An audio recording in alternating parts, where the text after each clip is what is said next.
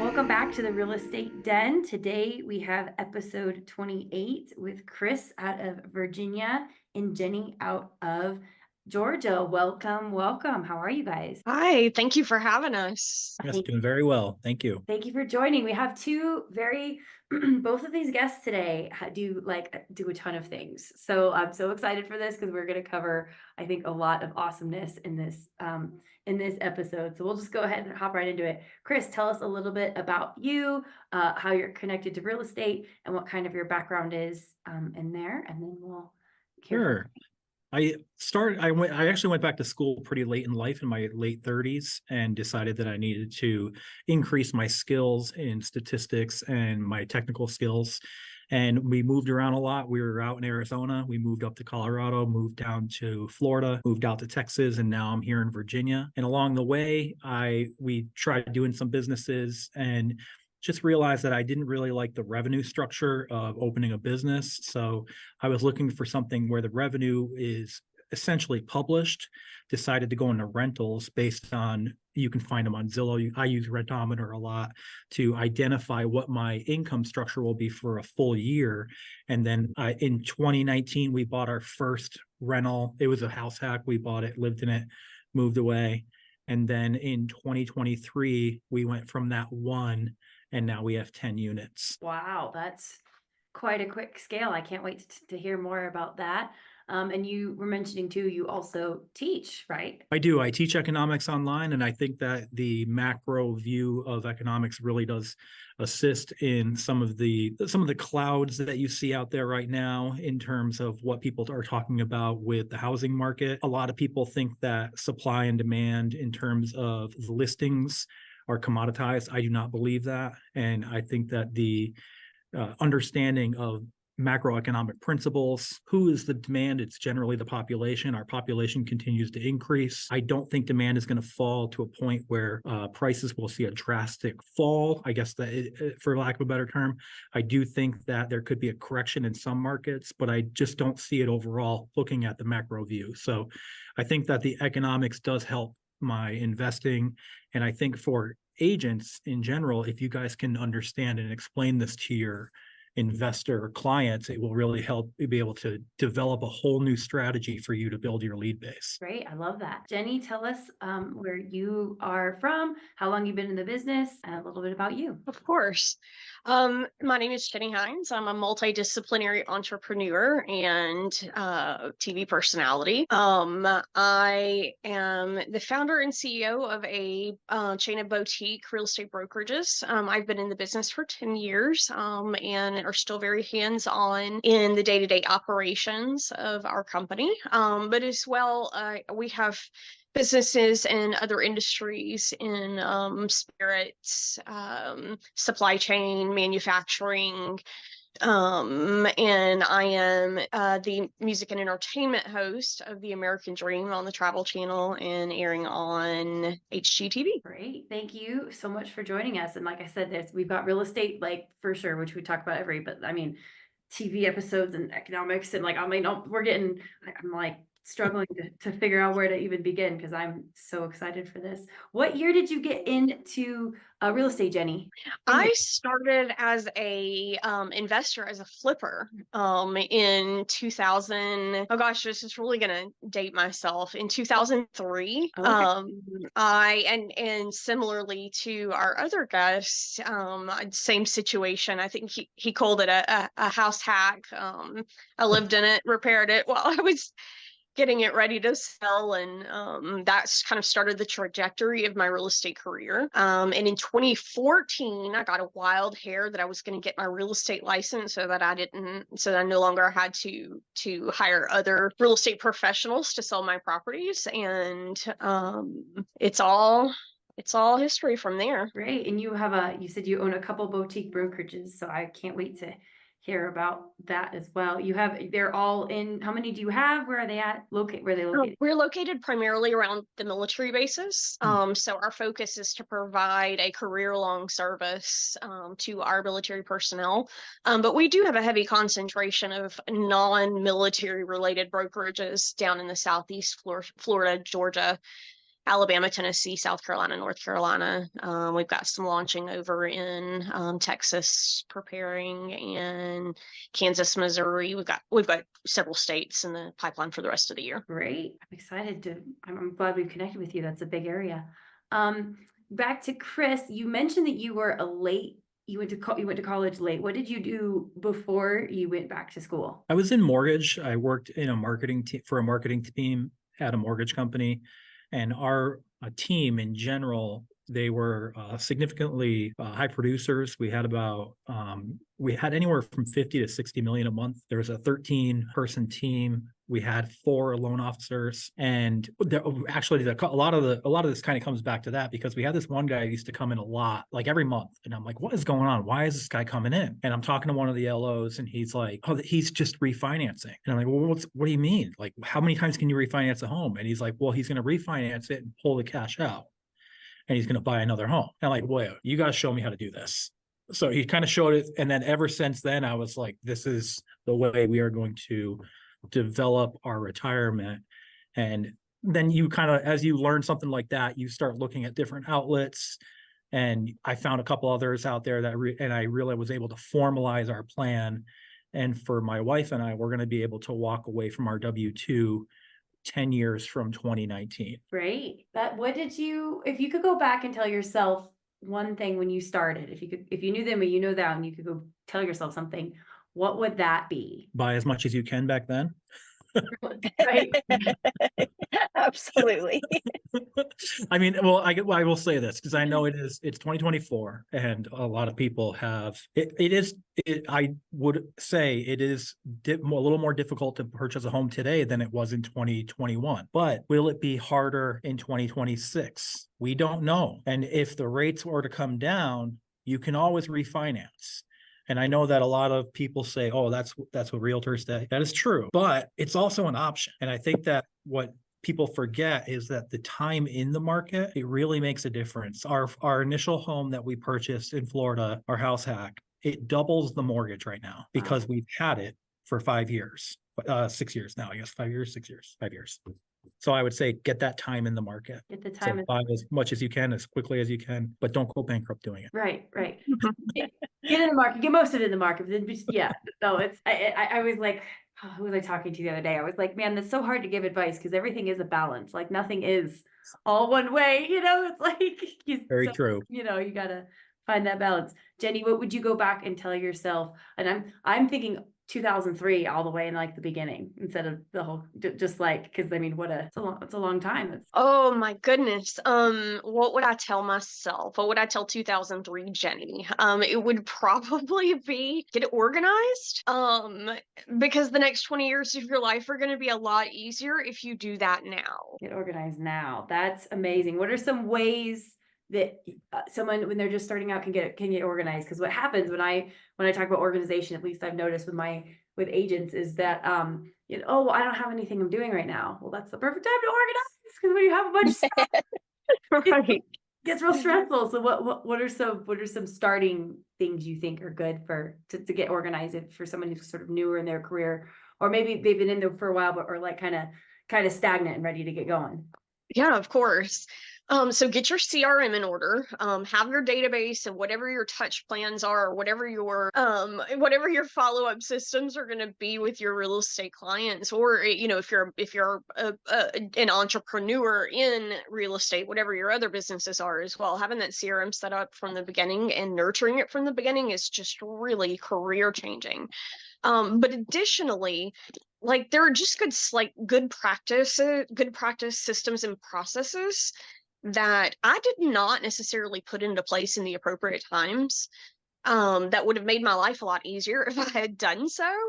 And, I think one other thing that I would have told myself in regards to those systems and processes would have been, don't reinvent the wheel. Like models are models for a reason, and it's because they work and they've been proven over and over to work. So don't think that you're smarter than the models and that you're going to come in with some brand new brilliant idea that's going to take over the world. You take advantage of the resources that are already out there and the people that have learned in the past, and don't be an arrogant. don't be too arrogant to listen to the models. I like that. I think you were going somewhere else with the don't be arrogant at, but you can say that if you'd like. I'm just saying we're PG-13. Okay. Should be grown-ups. Grown-ups the asshole. I think it's okay. Don't be an arrogant asshole. And I mean, like, yeah, it's just a good reminder sometimes. I feel like in real estate you run into a little bit more of the assholes than you normally would. Just it's fine. It's fun. It keeps you on your toes and everything interesting. What did you bring from your previous experience into what you're doing now? What have been some sort of things that you had learned previously that you started have now applied in this new real estate career? Like, oh man, okay. I'm gonna have to say that again is the systems and processes. Like just getting I jokingly say I've got to get my life together. I say that all the time. I've got to get my life together. Obviously, like my life is together. But like some of the most basic and like rudimentary things still kick my ass. Even though I've been doing this for so very long. It's really important to just go back to basics sometimes. Everything doesn't have to be so complicated and so fancy. Go back to basics and make sure that your foundation remains strong and that your footing remains balanced. I love that. Chris? In terms of a previous career, I would just say a lot of time when I kind of came up in the marketing world, a lot of it was unknown. So I had to go out and find areas to educate myself and develop certain products that I was going to present to potential clients. And I think that ability to find the true developmental steps among the noise, it really helps, because you hear people out there when they're talking about investing, they talk about IRR and they talk about cap rate. And I do believe that there is a place for that. But for somebody who is looking to do maybe their first investment home, their second investment home, that might not matter. Those are the types of things that will matter when you have a certain level of a portfolio, but it is out there in the media, and you have to be able to decipher, like, well, for my particular position, what would I need? And I think that's something that I brought in as I came into this season of my life, is just I need to it's kind of like I heard it said a long time ago, once you learn your golf swing, you can play it on any course. And so once you kind of have that idea of, okay, this is how I research, this is how I am able to differentiate the noise from the signal, now I can apply it to different places. Your models. Yeah, as you were saying models, I was loving it, because we use a lot of models in economics, and what they do is you throw the data in and it'll give you a score of whether or not something is accurate. And if it's like an 80% accurate model, that's something you should follow. So you were exactly right about that. I love that golf swing, and I hate golf. I love that. Let's say baseball swing. You'll never, if you find me on a golf course, somebody take me to be seen, because something is very, very wrong with me. But I like that, because once you get your swing, you can apply it everywhere else, and that works for a lot of things. That's why I like that question, is what have you brought in before? Because I think a lot of times we hear from I get these young frustrated realtors who come in, and then you have realtors who come in who maybe are a little bit older when they got in the industry and they have previous work experience. The previous work experience realtor, newsflash, is probably going to get a referral sooner than the real green realtor, right? Like, even if the green realtor is making phone calls and calling everybody that they know, if there's an age difference, if there's, like you said, time in the market, where, we had a guest who worked in car sales and like management, and like worked his way up where he was running like a huge car sales team. So yeah, when he joined in real estate, he was smart, and he leveraged those relationships, right? Like, that's what you're supposed to be doing. So yeah, and processes and systems, like we could say that, we could talk about that all the time, every episode. And because that is really what it kind of comes down to. Like Jenny was saying, just doing regular mundane things gets so hard. Like when you get good at your stuff, and it's just like, and we like that as a person, or as people, what are some advice that you guys have for like finding systems, identifying where you need a system, talk about like how you take your life from chaos into systemized. Like, I'm sure a lot of people, myself included, are like, oh my God, it's a mess. Like, what is a system? How do I find it? I can't afford it. I don't want to buy something, because there's lots of different ways to do this, right? Like, a system is kind of different for each person. So walk us through that. Yeah, Chris or Jay, whatever. Sure. So I would say the first thing to do is try to identify your behavior strengths. I know that I'm okay with systems, but I'm not the best. And my wife is very good. So what happens is I kind of give her those systems to work on, and I just need like checkpoints along the way. Well, who do I need to contact this week about our multi-unit building? She'll give me a list because she already knows like, oh, we're going to have the painters over there this day. We're going to have the handyman over there this day. So she's kind of taking that role away from me, because I know it's not my area is finding the ability to obtain financing. A lot of our deals are structured creatively. They're not through bank loans. So by me doing that, I'm able to find better deals, but she handles those day-to-day process operations. And I will tell you, it took a long time for me to realize that. I used to try to do the processes and they worked good for a few days, and then I missed a step. And as you guys know, when you miss a step in process, you can't go from B to D without going to C. And I would be like, what happened here? Why do I have a mess? And it was because I just missed something. And she would come in and she'd be like, oh, you missed that. Oh, yeah. Identifying your competencies is truly a huge piece of developing that systems and processes. And in your case, leveraging the resources, albeit your wife. I also and work with my husband, and there's certainly a lot of tasks that we share that I was unsuccessful at accomplishing when it was me by myself, but when we started working together, honestly, finding systems and processes became easier when there was a complementary asset that I was working with. Having that second person whose skills could pick up where I was short, or vice versa, where he's short, maybe one of those places that I tend to be stronger. And I'm going to piggyback off that. I will say one thing about that too. When you have somebody that is there, that they have a better competency than you, and they kind of show you a few things, it motivates you to improve in that area. Absolutely. So it's a lot of people, they see it and they're like, well, I have a weakness in this area. I can't ask for help because they're going to see that I'm weak. Well, you're going to level up because they're going to show you different techniques that they're working on. And it's going to motivate you to produce at a certain level. And I think that Jenny and we find that in our spouse.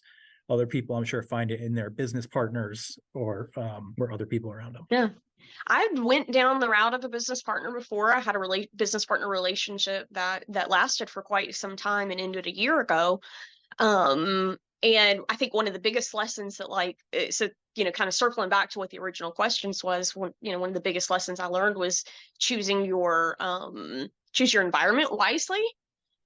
Choose people that bring equal things to the table, people that have those assets that can fill in the gaps and fill in the holes. There's no need for repetition. There's no need for a bunch of people with the exact same competencies. And the end of that business relationship was very challenging. While it was very, very healthy for me, it was very challenging in understanding that, hey, my spouse is actually a much better fit for somebody to work hand in hand with. And, as I moved forward, hiring executives in our office and for our company, I've had such a change in perspective in interviewing and what am I looking for in a good leader within the organization? What am I looking for an appropriate salesperson that'll be working, directly with me or my team? The water you swim in is going to produce change what is produced. Right. That's totally true. And as you both were talking, I was just thinking about just like collaboration over competition. Like you just can't be on the defensive, ready to compete with everybody.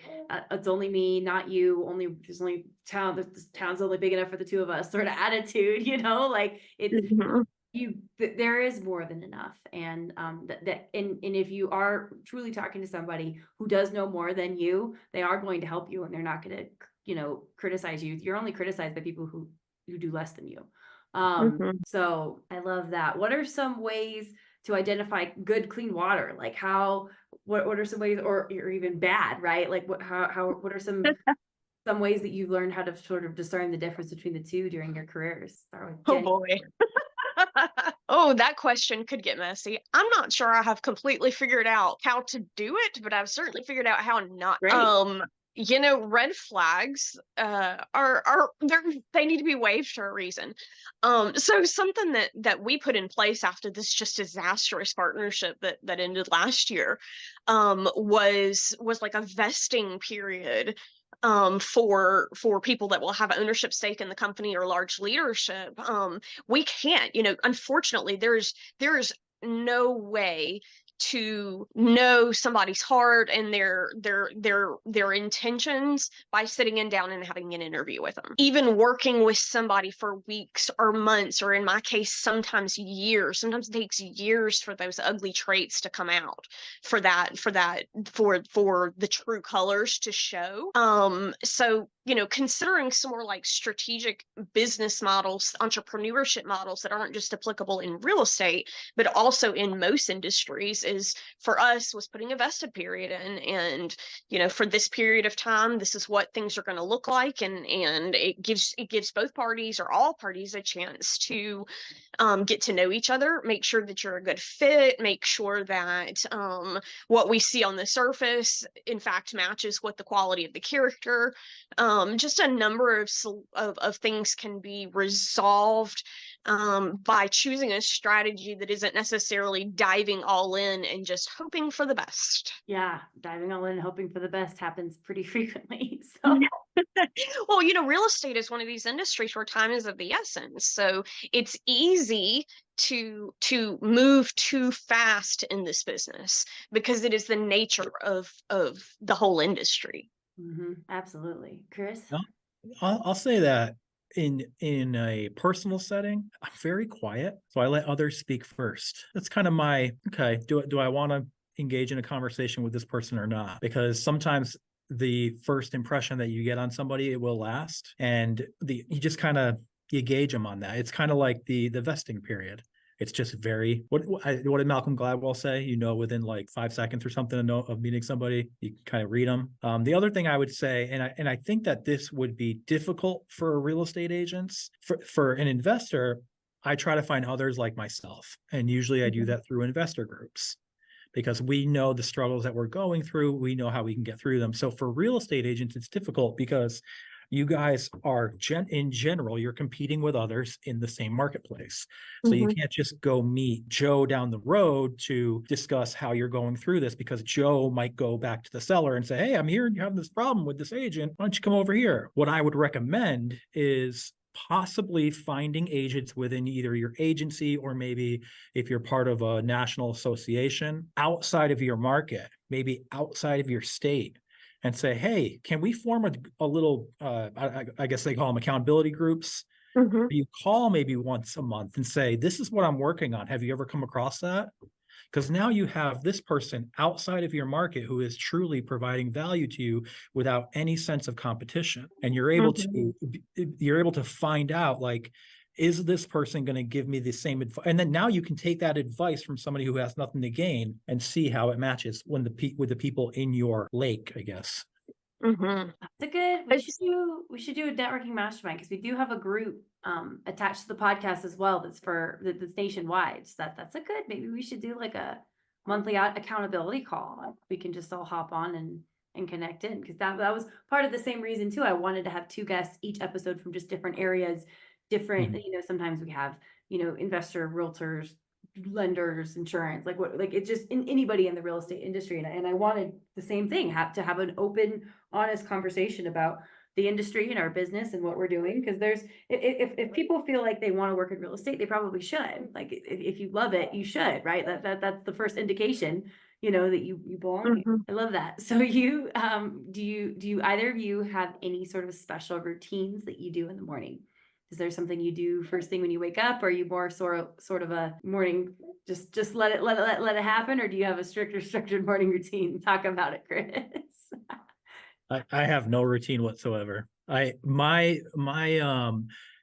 as I mentioned, I went back to school in my late 30s. The only reason I was able to do that is because I was highly focused. I had special areas where I would go in my house at the time while we were living on campus as a 30-year-old. That was awesome. And we, but I was alone. So I had highly focused time to be able to do my studying and do my homework. And I think for me, it's more about the focus than about the routine. And I think that with that, I'm able to pivot a little more easily as routines get changed. So recently, I'll give you a quick story. We had to do a turnover on a unit. They broke all my windows. They broke it back into the house. So we talked to my property manager. I'm like, okay, let's do this. Let's do this. Let's do this. And we got it all set up. And I'm like, great, we have a path forward. And he calls me the next day. He never calls me the next day. I go, what is going on? He goes, you still got insurance on this property? And I said, yes. Oh, no. He says, a tree fell on it last night. Oh, no.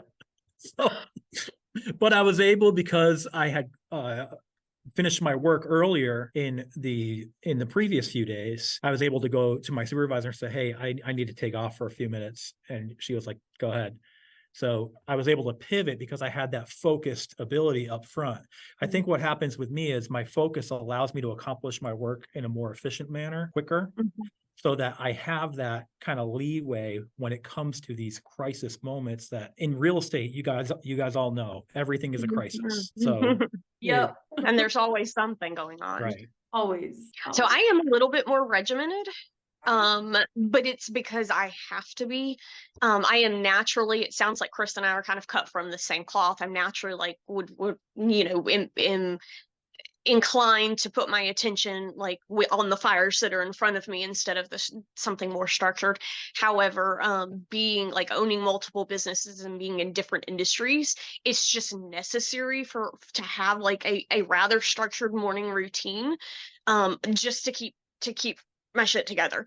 Otherwise I would be a complete hot mess express even more than I already am. But like being in industries that are so different, real estate, fashion, TV, and having to change hats that are very, very, very different. The only way to do that without kind of going nuts is to just have structure and time blocking and forcing myself into habits that I don't necessarily want to, and probably are not even necessarily the places that I'm going to thrive the most. It just makes me the most productive. What are you doing in the morning? What's your ritual look like? Okay, so I usually wake up about 3. Nice. And I do emails and I do my real estate work until about 6. And it takes me honestly about that long to like grieve the fact that I got up at 3 a.m. But I have found if I do my real estate work in the morning and during the night, like what most people consider the night, early morning for me, it takes me 3 hours to do it. I can get done from 3 to 6. But if I wait until everybody else gets up, it takes all day. Yep. To get that same 3 hours done. Well, you have kids. We have to take advantage of when humans are sleeping. Yes. And if I can actually add on to that, one thing that Jenny said there is she has that time in the mornings. And I think that goes back to her getting organized and talking about a system. You have to understand when your most efficient time of day is. I know a lot of guys who went to school with me and they're coders now. They sleep till noon, but they code till 2 a.m. So it's different for different people. And by understanding that, Jenny, I'm sure it allows for your day to go by in a much more regimented way. Yeah, certainly. And such a great point, that we all thrive in different environments, and, being a leader in our industries, there has to be an understanding that we all learn differently. We all thrive, under different amounts of pressure or under different, pieces of resiliency, and none makes anybody more or less successful, just perhaps more or less productive. Yes, and just to echo what's been saying, it's not, I always get irritated when I see in the industry people trying to sell like a thing. If you do this morning routine, you will make $1 gazillion. If you call this pose, you will drive a Mercedes. Like, it's not like that. Like, oh, not the white SUV Mercedes. I know, not the terrible. I just Yep. got my real estate license car. Yep. I just passed the exam. Honk honk. But it's what works for you. And like, I love because agents all have different ways that they experience the world, what they've done before, what they're doing now. Like, just have those conversations, have focused time. You have to be thinking about, you can't get anything without thinking about it first. So if you want to be successful in real estate, you do have to wake up, you have to like it enough to wake up in the morning and begin. It is that simple. And I'm also an early riser. Before I had kids, I used to wake up at 4. Now that I have kids, I wake up when I do. But I do have I do a dream journal I do every day, and I read a chapter of a book, and then I do some various social media posts. Like, that's just like my quick and easy morning routine. But as Chris said, it's not the same as it's been for the last 10 years. But just having that, just owning your time and managing your time, right? You're either offensive or defensive, and you're gonna have a better, more productive day if you're offense versus defense. Like, it just is, and you're better able to handle those sort of fires that come to you. If you spent your morning kind of gathering your thoughts, versus it's way different when I wake up and I look at how cute my kids are when they're sleeping versus when they wake me up screaming. Like, those are two different places, right? And I think, and just highlighting how nothing is ever perfect. It's just, you get up with the intention to do it. And if you don't do it every day, like, I'll never understand. People want to go to the gym, the year will start, they want to go to the gym. Oh, I didn't go to the gym today. And then they never go again to the next day. Like, okay, that was today. You forgot. Like, tomorrow, what about tomorrow, the Wednesday? And even if you skip Wednesday, Thursday, Friday, and you show back up Friday, you still get to celebrate Friday. Like, that's great. Where can our listeners find you if they want to connect with you and have you just continue the conversation? They want to talk economics or real estate, or where can our listeners find you? For me, they can find me at Invest, LYH, stands for kind of Invest Lynchburg. I think I'm on Twitter or X, whatever you call it. I am on Instagram. I'm not on there as much as I used to be, or as much as I should be. And I'm on YouTube. And I do a lot of long form videos where I explain the economics behind the real estate market. So my latest kind of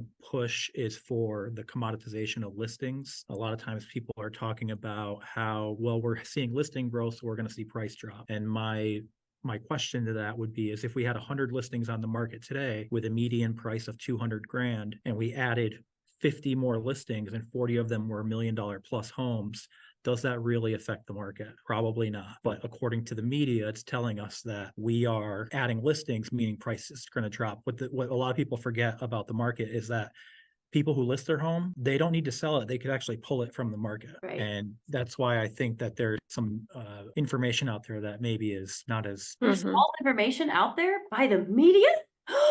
I know. No. Hard to believe. Yeah. Chris! So... My heart. Are you saying that we should not listen to TikTok University?